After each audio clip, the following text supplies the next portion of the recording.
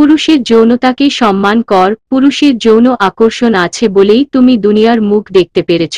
পুরুষের যৌন আকর্ষণ আছে বলেই তার কাছে তুমি এত স্পেশাল। আকর্ষণ আছে বলেই তুমি এত পাত্তা পাও, প্রায়োরিটি পাও। পুরুষের যৌন আকর্ষণ আছে বলেই তুমি রাস্তায় সেজেগুজে বের হও, যাতে পুরুষরা তোমায় দেখে মুগ্ধ হয়। তুমি মুখে অস্বীকার করলেও তোমার অবচেতন মন এটাই চায়। পুরুষের যৌন আকর্ষণ আছে বলেই তুমি বিপদে পড়লে বহু পুরুষ এগিয়ে আসে সাহায্যের জন্য। পুরুষের যৌন আকর্ষণ আছে বলেই সারাদিন খেটে তোমার পছন্দের শাড়ি নিয়ে বাড়ি ফেরে, দুলাইনের ছন্দ লিখে অথবা কয়টা সেলফি দিয়ে যে শত শত রিয়্যাক্ট পাও।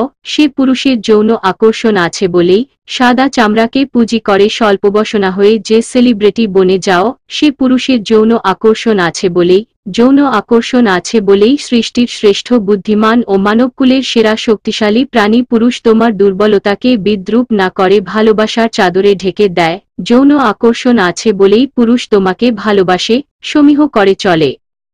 পুরুষের যৌন আকর্ষণ না থাকলে সাদা বিড়াল রাস্তা দিয়ে হেঁটে গেলে যেমন কারো ভ্রুক্ষেপ হয় না, তোমার বেলাতেও তেমন ঘটত। যৌন আকর্ষণ না থাকলে পুরুষ এতটাই ডমিনেটিং হতো যে নারীজাতি তথা মানবজাতি বিলুপ্ত হয়ে যেত। যৌন আকর্ষণ না থাকলে প্রতিটি পুরুষ হতো নারীবিদ্বেষী। সুতরাং ঢালাওভাবে পুরুষের যৌনতাকে দায়ী না করে নিজেদের ত্রুটিগুলোও শুধরে নিতে শেখো। স্থান কাল পরিস্থিতি ভেদে যৌনতা নিয়ন্ত্রণের শতভাগ ক্ষমতা পুরুষকে দেওয়া হয়নি। বিদ্রোহ সম্মান জনকে করতে হবে। আজ পুরুষদের নিয়ে আজকের গল্প, অন্য দিন নারীদের নিয়ে।